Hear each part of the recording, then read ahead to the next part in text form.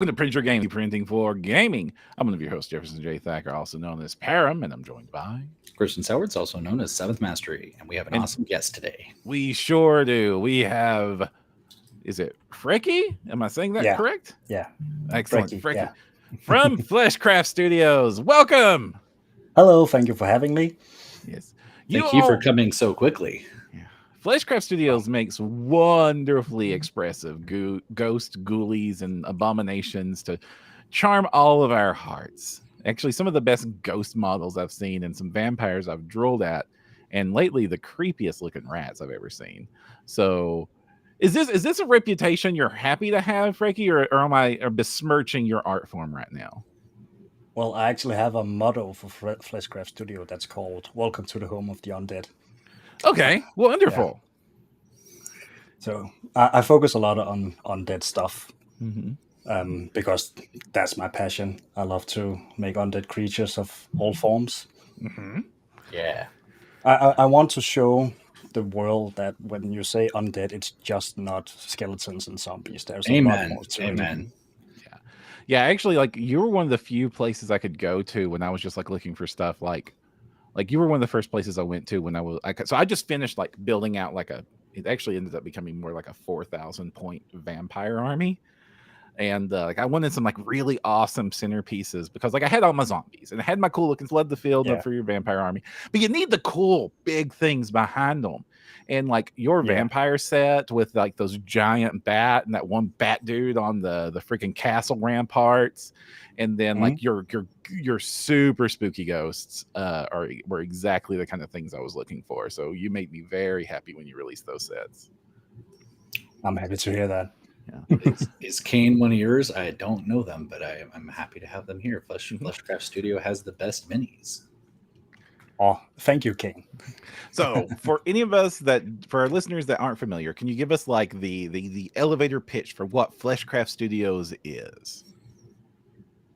Well, I guess it's no surprise that I design 3D models for 3D printing. Mm-hmm. You're in the right place. Yeah. Thank God. No, I tend to focus a lot on war games, but I also make space for TTRPGs like D&D and stuff. Mm-hmm. But I focus a lot on Age of Sigmar and also one-page rules, where I design my models so they are proxiable for primarily Age of Sigmar.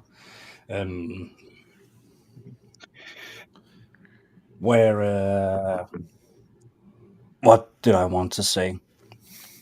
I also make sure that models are not like a total rip-off, but I make sure that they look distinct enough. Yeah, that's one of the things. They're like super characterful. Like I love that I can, because I usually use stuff for D&D, right? Mm-hmm. And I get your stuff. I printed a bunch of ghosts, but I was like, wow, I'm basically making a night gaunt army. Is that what it's called? Yeah, Night Haunt. Yeah, Night Haunt. Yeah. So I was like, like I didn't even mean to do this, and I'm halfway there already. And I was like, it was so cool to just kind of get this multi-use. But they're flavorful enough that on an RPG tabletop, they look amazing. They can be like centerpieces, just 2 or 3 of them.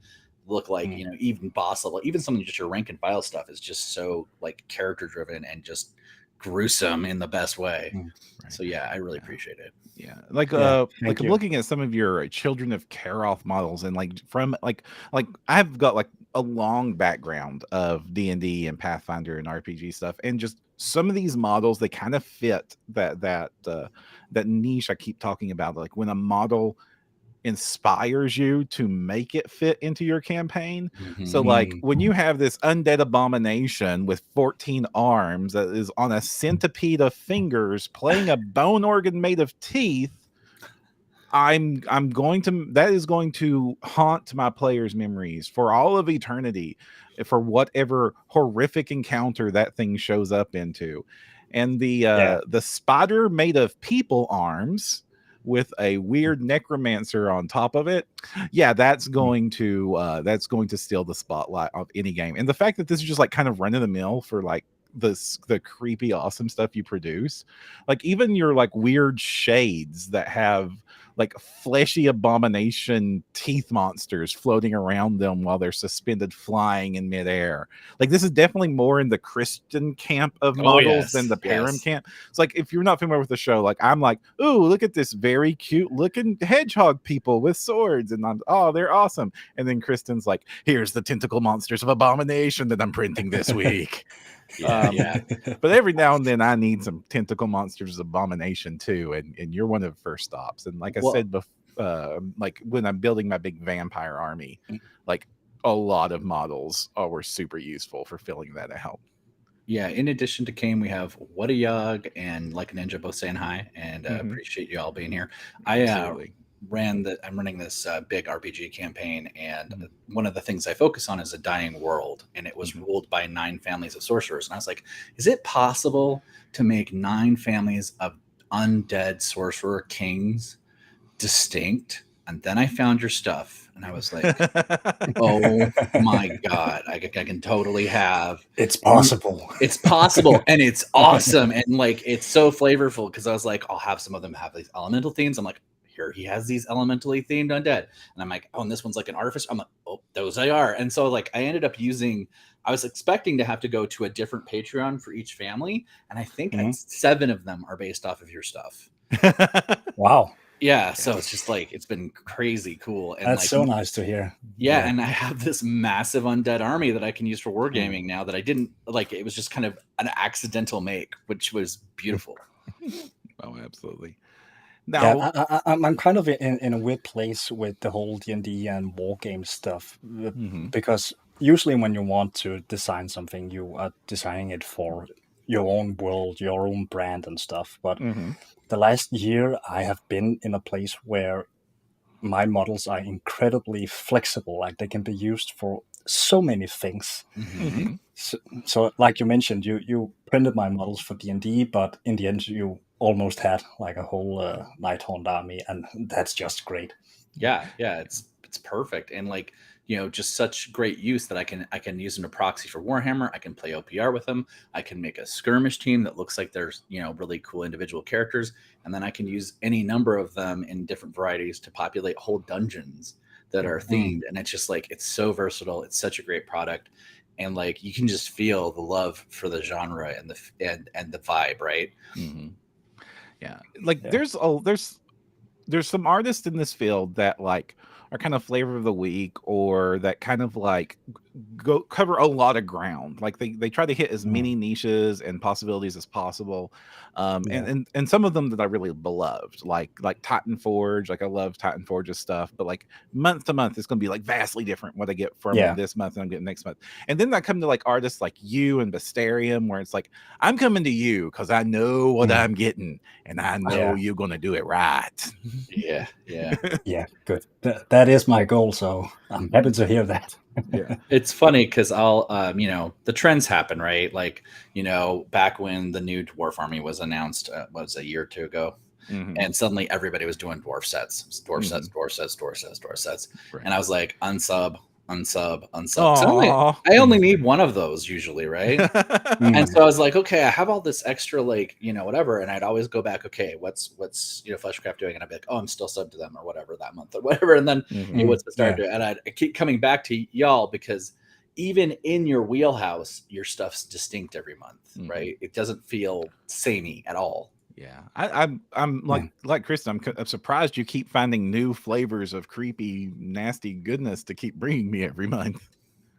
Well, that's the thing. I usually look at an army and then I think, how can I make that army look horrible in another way? Like I know what I'm supposed to make, like for the next year or something, and a lot of it is also thanks to my lovely community. They are incredibly creative, and I love talking with them about concepts, and they give me a lot of feedback as well. So like for starters, we take a lot of the Age of Sigmar factions, and then we say, okay, how can we turn this faction into something more undead like? An example is with the Children of Charon, who was already an undead faction because of the Ossiarch Bone Reapers, but I simply just said, what if I take that faction, take out the bone, and just add flesh. How will that look like? Somehow even creepier than the giant bone monsters. Yeah, exactly. And it went perfect. Now, I do have the Unholy Ascension, which is my version of the Nighthorn, which ghosts are ghosts right there. And I also have my Gravesworn Legions, which is the proxy army for the Soulblight Gravelords. And lore-wise, they are different. If we're going to talk about my universe later, We definitely will. Yeah, but they are vampires. There are skeletons. So you're sure what they are going to proxy when you look at them. But I love, and that's what I'm starting to do now with what I started with Children of Charon. Like the new season I'm starting this month called The Crimson Tide, and it actually there's a little funny story to it because I have a friend who plays a lot of Skaven, and he is infamous in my wargaming community because he cannot lose with his Skaven. And everyone is doing what they can to try and beat him. Mm-hmm. And then I had one game with him one day and I lost. And then I went home and I thought, now I have to read the rules of the Skaven so I know how they work, so I know how I can defeat them. But I ended up loving the Skaven instead, and I just wanted to play them. And I thought, man, but I don't really like rats, you know. What can I do? What can I do? And then I looked at my very first Patreon release called Ghouls of the Great Rod, which is a proxy faction for the Flesh Eater Courts. Mm-hmm. And I love Flesh Eater Courts, but I'm sorry, Games Workshop, but your models are bad. Well, like they're the Flesh Eater Courts models, they're like almost all like some of the very last Warhammer Fantasy models that came out, and they haven't been updated in forever. And kudos to them for making a very flexible models. Like they make one pack that can be so many different things, and there are so few models, but you can make so many different kind of armies with it. But I had for a while thought about remaking the Ghouls because as time went on, I have improved with my sculpting skills, and I wanted to make a new version. But then when I looked at the Skavens, I thought, wouldn't it be cool to make a Skaven faction, but with ghouls instead of rats? And then I thought, oh my god, I can take Flesh Eater Courts and Skaven and make my own faction. And then I'm going to cover every single model from both factions. Nice. So I'm going to make like the Rat Ogres and the Crypt Flayers, Crypt Horrors. They're going to be the same model, but you can they have modular weapons and stuff. There are going to be a couple of those things. And for the future, we also, I'm ping-ponging with my community, and we are thinking like, well, what about Stormcast? Can we take Oh, yes. Oh, my goodness. I'd love to see you take on Stormcast. Then we're thinking about doing Tomb Kings, but Stormcast. Ooh. You know, so like Ancient Skeletons, but with the Stormcast proxy. Can I just point out how absolutely gleefully happy these ghoul rats are? Yeah, and there's actually a lot of lore to that as well. Like you've given this one a Gatling gun on wheels, so I understand. Like anybody firing that should be gleefully happy, but it just makes me smile when I see it. Well, yeah. David's saying I must be hyped. I certainly am. And one of the things I'm hyped about is looking at it was a couple back at the big like buff warrior dudes. They almost like one of the things I get asked for a lot in D&D games is non-humanoid cast Warforged. Yeah, and I was like, you could totally paint those up into like a Warforged based on something that's not human, right? And I think that would be rad. And so like again, there's just so much multi-use going on here. Wait, how did your build plate break of all things? Someone's build plate Kane earlier here. I can't wait to print your vampire bust. My build plate kind of broke. Ah. But the replacements, Kane, please, the goodness, tell me, how did you break a build plate? That thing is made of steel and hatred. Oh, okay. The school just got stripped. Is it a Saturn? I'm curious because my right lock screw is stripped. Mm-hmm. For sure, but the front one still holds the plate in place. So I'm curious. This is why I'm so glad that the Saturn 3 Ultra is switching to the 4-screw build plate method, because that balls thing is like, I'm always have to be super careful when I pull my Saturn plate off and like balance it and never touch the rod and like very carefully pry my models off the top of it without getting it knocked out of alignment and having to re-level my. I was about to say, I told Perrin just a couple of episodes ago, I have to re-level my plate every print. I can't believe that. Like, like in the ideal world, you level your bed plate one time ever, and then you never have to touch it again. But the Elegoo's like ball joint stuff, it does get knocked out of alignment if you knock the plate, or like most of the time when I do it, it's when I'm putting the lid back down and like I catch the corner of the plate and I go, oh dang it, I have to re-level this whole thing before I start this print. And sorry for the tangent there. I'm actually a big advocate for the Elegoo's Saturn printers. It's my favorite. They're wonderful printers. I love them. I have the Saturn since it came out, and that one has been the most loyal machine to me. It has been able to print so many things that shouldn't be printable, or if it had like small things down in the vat, but it was still able to print stuff. Like then I got the Saturn 2, and I had so many issues with that one. Oh no, really? Yeah. I'm not sure what is. It has been so random with things like some places on the plate didn't want to print, and I tried to print it again. Then it's another place on the plate that didn't want to print. It's not like something burned out on the screen. Then it's just some random. No, I check it every time and filter the resin, pull everything apart, watch is anything wrong, put it on. It's okay now, but I'm not trusting it. So if I have anything, I have to have printed like immediately. I'm going to my first one. So you do a lot of 3D printing yourself then? Oh yeah.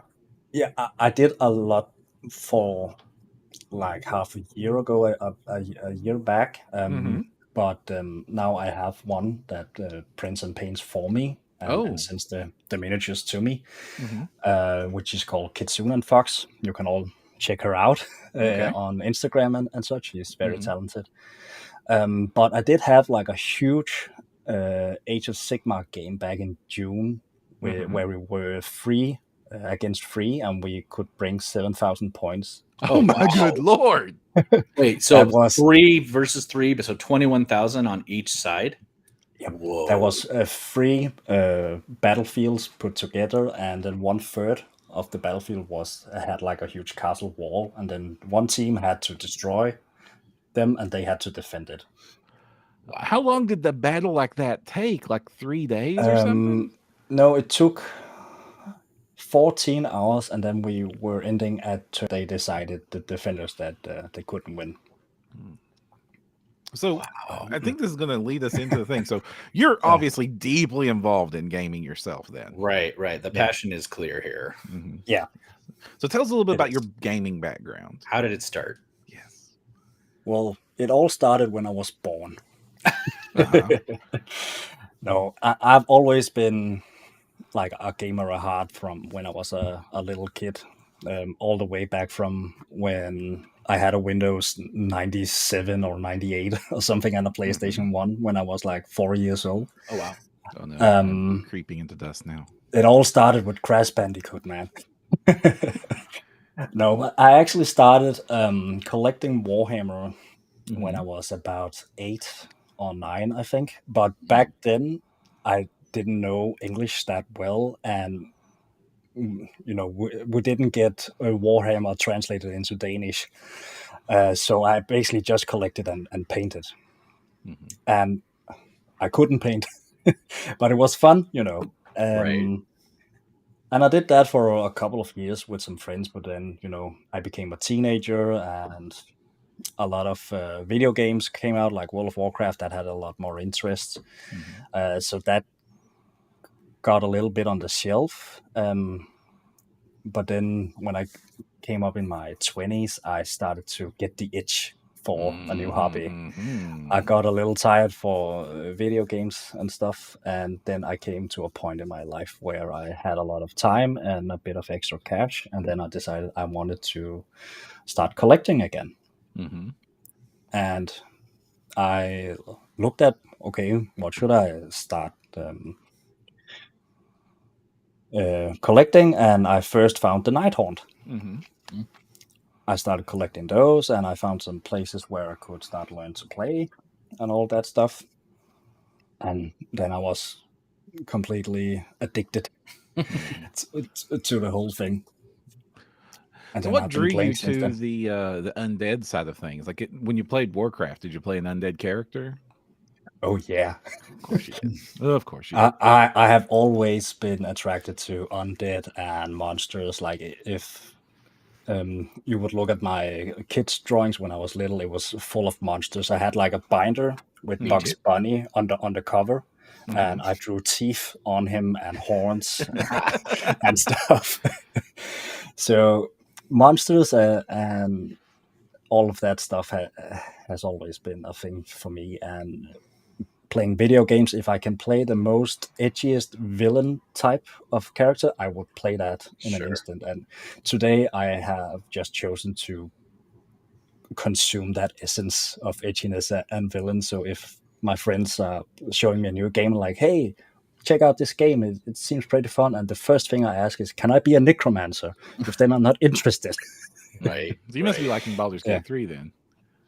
Oh yeah, and I have convinced my girlfriend to play it with me too, so we're very having cool. a lot of fun. Yeah.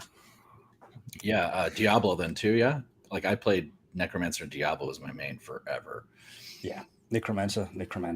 But I don't have that much time to play video games anymore. Now we are dedicating time for Baldur's Gate because it's D&D. That's it's cool fun. that you're doing it The together. curse of being involved in the game industry. You stop having Yeah. time to play the games you make. Yeah, exactly. So but let's we talk are about also we're also playing D&D like Mm. once every month with a group of friends, and we have 3 campaigns running at the moment, so it switches with who's the DM and all of that stuff. Very cool. That's my jam. I play Yeah. D&D with, at this point, I think about 7 or 8 different groups. Mm-hmm. Wow. Yeah. Wow. Yeah, Kristen's a machine. I can't believe how much you play. Well, my craziest new thing is I'm literally doing one shots with as many people on TikTok as want to play D&D with me. Mhm. So I've already hit like 20 or 30 people that have started games or making their characters, and then I had 200 people sign up. So I'm going to see if I can get through them all. Oh wow. Yeah. So Awesome. So how did you go from loving games to like making your own miniatures? Like what was this is not your typical career path. So I'm always curious how people get into this. Not at all, yeah. Well, Hello, Blam. I have tried out a lot of different careers in my life from after school. I have tried being a chef. I've tried becoming, I believe in English is called a drafter as well. Okay. Lots of different types of work, just to make ends meet. But then I also took an education as a multimedia animator, where I basically just learned to animate in 2D. I worked for a company for 3 years that basically made me make educational small short videos for education for kids. So very kid friendly 2-minute videos for different subjects and stuff. Very little room for necromancy there. Very little. And that education could give me a job in Aldi.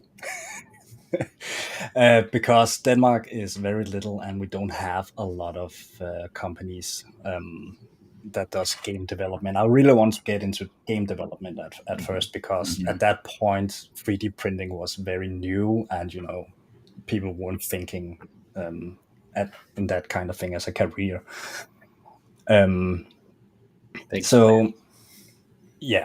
So at the same point I started collecting Nighthaunt, I was also playing Total Warhammer 2.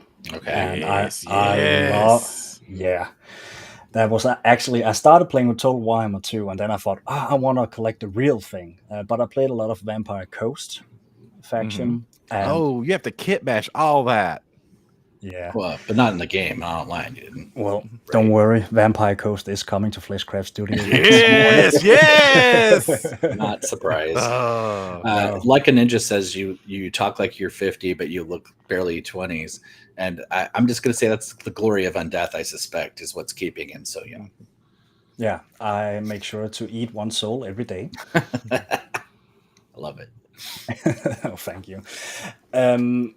But I was a really big fan of the Ghoul model, and that model was the thing that started it all. Oh, I can see my girlfriend has joined the chat. Riffrin. hello. I don't know. We're kind of pro beard here, Riffrin. So I think we're fine with the beard. I lose about 10 years just shaving this. No, but yeah, I really love the Mongol model, and that was actually why I chose Nighthaunt, because you could have the Mongol model from Forge World with the Nighthaunt. And at that point, I also I don't know how I stumbled upon it, but I stumbled upon Artisan Guild back then, and then I thought, wow, that's really cool what he's doing. So you can actually 3D print those. That seems cool. Yeah. That's a dangerous thing to discover. Exactly. But then I didn't think much more about that. But I did have some experience with 3D sculpting, and that was actually the thing I wanted to do in the game industry. I wanted to create characters, sculpt them, and all that stuff. And then I thought, I really hate how the Mongol doesn't look like the Nighthaunt models. I mean, we have the floating sheets with the Nighthaunt, but the Mongol looked more like a ghoul. Yeah. So I thought it could be fun to try and sculpt my own Mongol, which is my very first model called the Wargeist.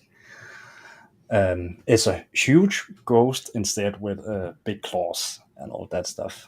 And I was in a couple of Nighthaunt groups on Facebook and stuff, and then I posted that model, just like a screenshot of the 3D model. You have just done something to my brain. I've always looked for games. I've never thought to look for a specific army. There's groups that are just devoted to one army. Yeah. I had no idea. That's so obvious now that you say it. But sorry, I didn't mean to interrupt your story. Go on. But yeah, people talk about tactics and they show their paint jobs and all that stuff. Oh yeah, yeah. What's the name of this model? I'm trying to pull its picture up. Volkgeist, I think he said. Wargeist. Volkgeist. How do you spell that? It's a VORGEIST. There we go. Okay, I was trying to make it VOLK, so that was my bad. Oh, there that critter is. Let me pull her out. Let's see it. I want to see it. If this is your first model, we people should see it. My very first model back then. Okay, it's nice and creepy, and honestly, if this is your first freaking model, wow, this is already better than most. Yeah, for listeners, it's got chains holding it up here. The sculpt is and this is something you do in a lot of your stuff. The support of the physics of the model is so cunning because it looks like it's hovering there, right? But it's actually held up by it, and that's just genius the way you work it in there. I love it. And yes, Blam, he said he's from Denmark. He is from Denmark. Yes, I am from Denmark. Like most of my DNA is from Denmark also. Yes. That's awesome to hear. I hear more and more about Danish people being more out in the world. Yeah, I've never been. Never been. We've always been forgotten when we hear about stuff. People talk about Scandinavia or Europe and stuff, and we're sitting here at home like, what about us? But I'm hearing a lot more about Danish people everywhere, so that's lovely. But yeah, back to the story. The Wargeist, yeah. Fun fact, I didn't have a drawing tablet back then, so I actually made that model with the mouse. Oh my good Lord, how? Whoa. I don't know. Like I wouldn't, when I'm just doing this as a side hobby, and I couldn't handle it with just a mouse. I went out and got this darn tablet I'm streaming on. Yeah, I can't tell you how I did it, but I did it, Also, the Gravemore model, that was like an upgraded version of the Wargeist that I made as the second one. But yet, then I posted that model into those Facebook groups, and people went completely nuts over it. They For told good asked, reason. It's so yeah, awesome. they asked if they could buy the STL so they could print it, and that's when I realized you can actually live by doing this. You can actually earn money by making these models for 3D printing, and then I got a little more into it, and I think it took like a year before I was working at a job as a drafter when I took the leap and quit, and then I started working on my first Kickstarter called Spawns of the Great Rot, which were one of my very first ghosts. I pledged in on that. You really? Yep. I'm happy to hear. Heck, I think I shouted out to Kristen about it when it came out. I was like, "Look at these! They're awesome." I think so. Thank you. Yeah, like that. You were like one of the first people to get like ghosts right in the 3D printing space. I was like, "Oh, these are the perfect ghost," and like honestly, like they looked like the Night Haunt, but like they reminded me of the ghost out of the Frighteners, and that was like, I don't know if you've seen that terrible punny horror movie. No, I am apparently very uncultured when it comes to movies. I don't watch movies. Yeah, well, they look like your ghosts. That's what, like, the ghost in that movie looks like your ghost, and like it's a Michael J. Fox, not a great movie, but it's one of the earliest CG horror movies. But they had really cool looking ghosts. Well, that's also one of the things I focused a lot about with my ghost was the whole balancing act, like making sure that the model looked like it floated, but it didn't tilt or anything. That was an incredibly fun challenge to make with the ghosts. And then when I came back to Ghost again with the Unholy Ascension, I had even more fun and I had more experience. So I'm really proud how the Unholy Ascension Ghost turned out. Yeah. Speaking of which, not only do you do all this variation within that kind of undead horror wheelhouse, but you definitely have a very strong packaging, the 3-month seasons, and very clearly have a lot of lore or story, I think, behind these characters. So I think maybe we should talk about how your world works, where it came from, and hear some about it, I think. Yeah. First, it just started with me making small descriptions of every character I made. Just to, and that was not for my own universe. It was mostly for people having like an idea of how this character worked in their own setting. But as time went on, I started having like a lot more descriptions and stuff more fleshed out. And then one guy, which is one of my members, he DM'd me and said that he had written a small novel for my Unholy Ascension Ghosts. Wow. And I thought, okay, that's nice. And then I opened the document, 18 pages. I was so surprised, and I read it, and it was so incredibly written and such an intriguing story about exactly that guy you see in the top right there, Kastaroth. And there's a lot of lore about all of this. I have this whole empire called the Vestari Empire, which are essentially vampires, but there are high elves that have still a lot into blood magic and are kind of cursed about it. I'm sure that my universe revolves a lot around the Vestari Empire because they have done a lot of bad stuff. But that guy, funnily enough, his Discord name is Nagash. Not surprising. I wrote to him, and I really loved what he had written. And then at that point, I was working on the Children of Charon models, and then I asked him if he wanted to write like a small story, a novel for the Children of Charon, and he would love to. And then as the weeks went on, he kept saying, okay, I have written one chapter, I just need 3 more, and then I'm done.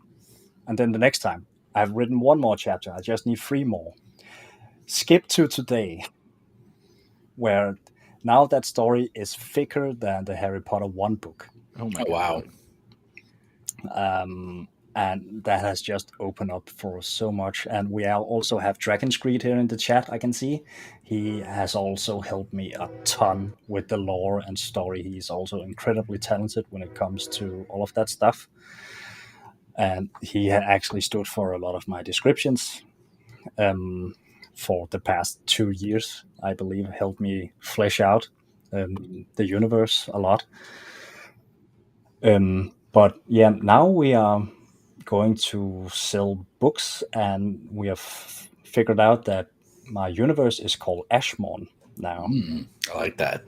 And we are making like a book series called The Chronicles of Ashmorn. And the first one will be about Children of Charon, and it's a story about how they came to be. And then while we were doing that novel, I met another guy who makes D&D modules for a living. He was also a big fan of what I did, so we talked a little bit, and then he is going to make a D&D module that is based on the novel. So, Nice. and it's going to be in the same book. So when you have read the novel, you have the D&D campaign right after, and that campaign happens like right after the story. So the one that's up on screen right now is the one one of the ones I've used, by the way, for my undead. The 9 Families Undead is because I love this one so much. Carteros, the Hand of Charon. Yeah, He is one of the main characters in that book. Very cool. He lives up to the name. Mm-hmm. Yeah, literally. So, yeah, we talked about the bone organ guy, but we didn't talk about his, what is it, ribcage scorpion mount thing. It's really cool. So he just found it on the street. He needed a home. It's very clear they have a lot of use for all of their components. You make use of all the parts of the peasants. So the question I have is, like, you have this like really interesting lore that is obviously behind these things, and visually you've incorporated a lot of elements that just like really beg questions, like, why on earth is there a bone organ scorpion? And you've got these ghouls that they're like shaping soul monster weapons out of the corpses they're standing on. Like, do you do a lot of like trying to imply a lot of your storytelling visually through your models? I definitely try to imply their abilities and such through the model. Like the 2 guys on the left, they are skinmancers, I believe they ended up being called. And it is to show that they take the flesh from corpses and then they form a new one. Like the one up on the left, he is shaving a I forget the name of it, a skinless, which is the basic soldier of the Children of Charon. And it is basically just to show that he's able to shape new soldiers on the go. Yeah. Does he actually have that as an ability in like his OPR sheet? I'm just curious. Was that the one you were working on? I think he has a lot of regeneration rules. Gotcha. Yeah. Kane asked for a specific model to be shown. Heretic Harvester. I'll try. I don't believe I showed you that one. I can find it quick. Is it on your store? Yeah, it's on my store. The Heretic Harvester. Perm can probably grab it really quick. So you're talking. You said you're making a module. Have you guys talked about making a campaign setting book? Yeah, that is also very cool. in the works. But we want to get a couple of campaigns out before we actually talk about that. Maybe we will even lean more into making our own system, because we're also looking at making our own war game that fits this whole Dark Souls grim dark-ish setting and stuff. But it demands a lot of play testing, and you know how it is. Oh, I know. So does Perm. Yeah, exactly. That's the Heretic Harvester. Yeah, which is supposed to proxy the Gothizar Harvester, I believe. I love that model. Very lovely model. It's another one of the. I like that your horrific villains often are very happy about their role in life, and this they're one's no into it. Yeah, exception. yeah. Like obviously every skeleton has a bright smile, but this one's managing to rival like the Joker in how gleeful its grin is. Yeah, that's the thing about the children of Charon. They have received a gift from the god of flesh, and they are able to sculpt their flesh into however they want, and they are being and the imagination is the limit, you know.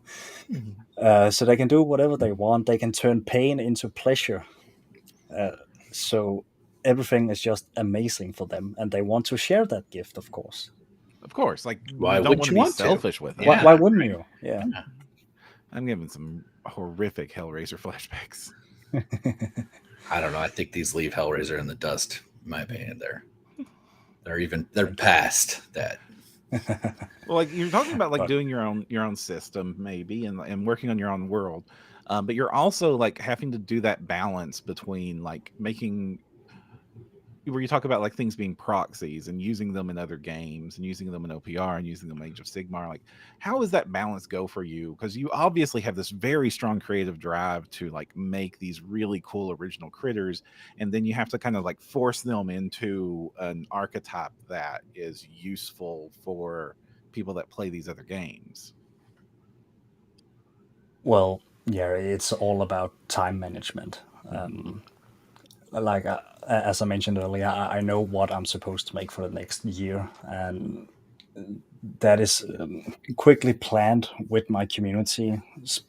Talking about what I'm supposed to make, I know I have a roster for every month. I know what roles I'm supposed to fill out to have the whole bundle for every month, and then I have a list. I have a list for the whole Crimson Tide season, which is going to last 6 months instead of 3 months. Oh.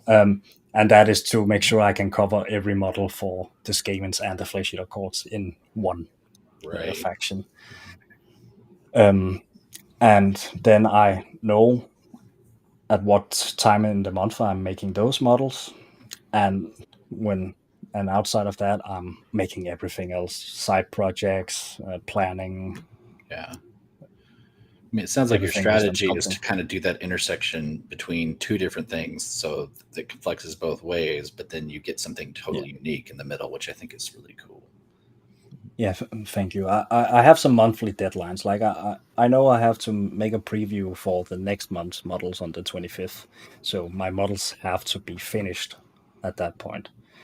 And I'm releasing the models on the 10th, and it has become a thing where I start on the new models on the 10th, and then I have 15 days to finish that bundle. Wow, so I can you do that on the 25th. Do all that stuff in 15 days. That's crazy. Yeah. Yes, you're a one-man crew? Yeah. Oh my god. How? Good Lord, how? Like I know other teams we've talked to, like it's like 5, 2, 3, 5, 40 people working on these things. I mean, most of the people that are one person are like boutique. Yeah, like, I would expect like a release of like 6 models from you as if you're doing this solo, not like whole freaking units. I think I'm just afraid of disappointing myself. Like I'm making a list. I have to make that, and then I just make it. When it's the 10th, I make a coffee and look at my girlfriend and say, I'm telling her, see you on the 25th. Oh, no. No, we'll try to make it work. And she knows I have these models I need to make before this and that. So that has priority. And then I can be a little more relaxed between the 25th and the 10th, where I can focus on other things. You said she plays D&D with you. Does she ever input ideas for the monsters and stuff? Yeah, a little bit. A little bit. She's not that into wargaming, that whole spiel, but she likes the universe and she comes up with ideas and stuff. And she also, funnily enough, has a lot more knowledge about anatomy. Mm-hmm. I actually suck when it comes to that. And she also rides horses and stuff, so she knows a lot about horse anatomy and their poses when they're running. So I get a lot of feedback from her when I'm making horses, and generally quadrupedal. animals and stuff. Yeah. One of my players in my Strixhaven game is in Denmark, and she kind of talks about like that gaming in your culture is just a lot more like prominent and okay. Is that true? Like there's LARPing in schools and stuff. Yeah, That's wild. And also kindergartens are out in forests and stuff with no railing or anything. We are very free and trust each other, and it's a nice place to grow up there. We are not really afraid, of going outside alone in the dark. Yeah, I just heard that it was like gaming was encouraged at school, and I just couldn't wrap my head around it because like we were like shamefully hiding in the corner of the dark library, like trying not to get caught. That was us. But yeah, I mean it's also quite new because I don't know if you have heard about Jantelov. We have that in Denmark, and it's a thing that essentially says don't think that you're better than anyone else. That's wise. It's both bad and good, but it's to make sure that you can't boast about your success and your money, and you have to be humble. But I grew up in a very small community on an island, and they were very old-fashioned with a lot of things. Like you couldn't collect these things because then you were just a nerd and you would be bullied and all of that stuff. Right. Yeah. And it has been like that for a lot of years, but the country has opened up a lot more the past 10 years, and especially because of Corona. That has opened up a lot. Yeah. You managed to summon Nagash, by the way. He showed up in chat. Good. You see, I have my contacts. Yes, I guess. Yeah. What is Void Truck Kun? What's Truck Kun? Truck Kun. Kane was talking about how to get reincarnated in Denmark, and if you're familiar with anime, Truck Kun is the personification of the truck that hits the characters that get reincarnated into fantasy worlds. Oh, the isekai truck. Okay, yeah, okay. Okay, yeah. So but no, sorry. No. Well, go ahead. Yeah, but yeah, it's very nice in Denmark. It's very chill and people are nice and free healthcare and all of that stuff. But we can do a whole other podcast talking about Denmark.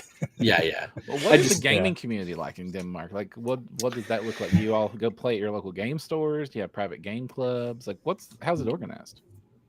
Well, we don't have a lot of game stores. Like we have the most known store in Denmark is called Farrell's Cigar, and they sell everything from comics to Warhammer to anime statues, movies, all of the nerd stuff you can think of in those. And you can also go in there and play Magic or Warhammer or whatever. But besides that, it's more like local community stuff. I just know a lot of friends in my city, and we get together from time to time and play.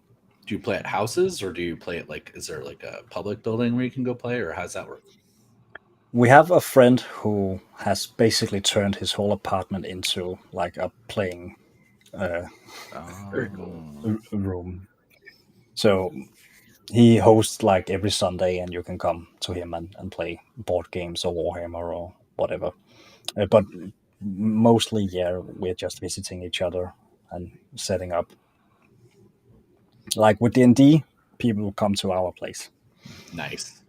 I love in-person gaming for sure. Yeah, for sure. That means you get to use your minis for D&D. That's amazing. Okay. I'd assumed you were playing online. I've actually not used a lot of my minis for our D&D, but it's mostly. Yeah, no, but I'm not the dungeon master. I'm actually just a player. They do use a little bit like some zombies and stuff, but it's based in their own universe, and it is very normal D&D universe. Like it's not that grimdark. It's very safe compared to yours. Yeah. I don't think I would ever want to be reincarnated into your universe. I'm sorry. Unless I was a necromancer, that would be cool. It's nice in the summer, though. Oh, well, that's good. Nice. So, what do you think? what's the future look like for Fleshcraft? You're doing this as like a solo project. Have you thought about like expanding, or is this what you want? Do you want to be like the lone creative artist working your way through the month? Well, I think I want to be the sole sculptor. Of course, depending on how big it becomes. Like if I become OPR size one day, I probably would need a couple of sculptors. But I'm more focusing on, if I should hire anyone, it would be like a digital assistant that took care of social medias and web shops and all of the other stuff, so I have more time for sculpting. But I do have in the chat Dragon's Greed and Nagash and some other people as well that helps me a lot with mostly lore and writing, and also the other guy that helps with the D&D campaigns and stuff. I'm extremely thankful for having them to help me. But yeah, in the future, if like we are planning to release the book in December, and then we're going to have like the book is going to be the main focus, and then as an add-on, I'm going to sell the Children of Charon models along with it because they are supposed to. They fit with the book. Right. But since they're already released and they have been on Patreon, I don't feel like I can resell them on Kickstarter because it's usually like new projects and such. But no, we have like 2 or 3 more books we are planning. I have my previous Kickstarter was one called Dormant God, where I made a ton of demons. And back then we were planning to make a whole D&D campaign from level 1 to 16 based on the models I made for that. Right. But then the project was put a little bit to the side because of the open gaming license incident back in the start of the year. Mm-hmm. Yes. That was disruptive to the industry. Yeah. Let's not talk about that at all. Yeah. But 12 years of my life nearly thrown into a fire. I understand. Yeah. But we're picking it up again, and the guy who's working on the Children of Charon campaign, I asked if he could, because he's more experienced and he would love to, but that's going to be after. Mm-hmm. If I can give you a bit of Kickstarter wisdom, definitely have those STLs as an add-on. Yeah, that was the thought. Just make it sure. And then probably like an all-in thing where you get the book and all of the models. And if I have the time, I'm going to make some exclusive Children of Charon models for the book, because there are some new characters in the book that doesn't have a model. And sold. Anyway. Awesome. But yeah, the focus right now is to grow the universe and fleshing it out. So to speak. And no pun intended, but get the groundwork done. And then from there we want to make a war game. We want to make our own TTRPG system that works for that world, and we have a ton of ideas, but it takes time. Any we've got 6 months of Crimson Tide, you said, right? Yeah. Any tease what's after that? Some kind of faction that is very happy for diseases. Okay. Oh, interesting. Okay. To be fair, they all seem to be very happy about it. So. Yes. Well, you have to be happy about something. Exactly. Just coincidentally, my I can't believe it's not Nurgle army is my biggest army. So anyway.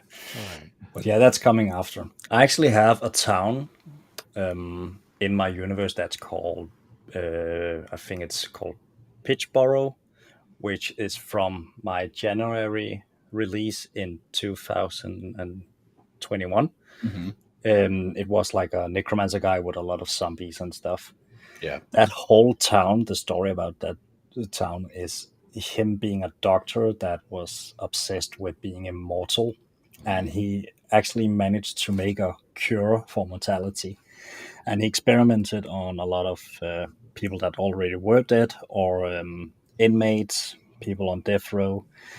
And he managed to create a lot of mindless zombies that were incredibly good at doing basic work, like cleaning the house, building a wall. And when people found out that there was suddenly a lot of horrible smells coming from his house, they put him into court, but he actually was able to talk his case and say, hey, why don't we try out having all of these zombies running around and doing all the dirty work for us so we can focus more on development on the city? An untapped labor force. They ended up approving it, and now he's like a very high position person in Pittsburgh. And so we have this city where every household, even the poorest ones, have a zombie that I love cleans. I love it. There has to be an alchemist that's just like dedicated to potpourri there. Yeah. You just shellac them. You just shellac them on the outside, and it's fine. Yeah. I could imagine a very fun one-shot campaign for players coming into this city and just seeing zombies walking around and people giving it no mind. That's going to be some fun conversations. Awesome. All right, everyone. So we are coming up on time. Is there where should people go to find out and throw money at you to get these wonderfully horrific creative abominations? Well, as most creators, it is on Patreon or on my mini factory. I am working on getting my own website up and running, where I have my own web shop and subscription and all of that jazz. But yeah, I'm only one person. You're only one person. I feel your pain, good sir. Lots of plans, not enough hands. I haven't even launched my Patreon, and it's been sitting there like ready to go for 8 months, so I understand. Now, are you participating in the summer sale? I think I did.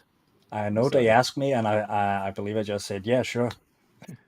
Sorry, that was my way of like plugging. Hey, if you want to go, yes, you are. You're participating. So, if you want to go get some of these horrific abominations we talked about, you can. There's the summer sale going on over at my mini factory, where it looks like you can get 30% off of any of the Fleshcraft Studios models. Do go show some support so that we can continue to get some more of these creatures to horrify all of our players. Yes. Give him all the monies. Yes, thank you. Please do. And if you are interested in anything we're doing, you can check us over at printyourgames.com. And we're also on all the socials that you expect, the Facebooks, the Twitters, the YouTubes. And until next time, I'm Jefferson J. Thacker, also known as Param. I'm Kristen Sowers, also known as Seventh Mastery, who you can follow on TikTok if you're really bored. You need to go check out Kristen's TikTok. It's absolutely worth following. Thank you again for being on here. Representing your fantastic, horrible stuff. I love it. And for our listeners, don't forget to use your screen protector. Thank you so much, and thank you for having me. It has been an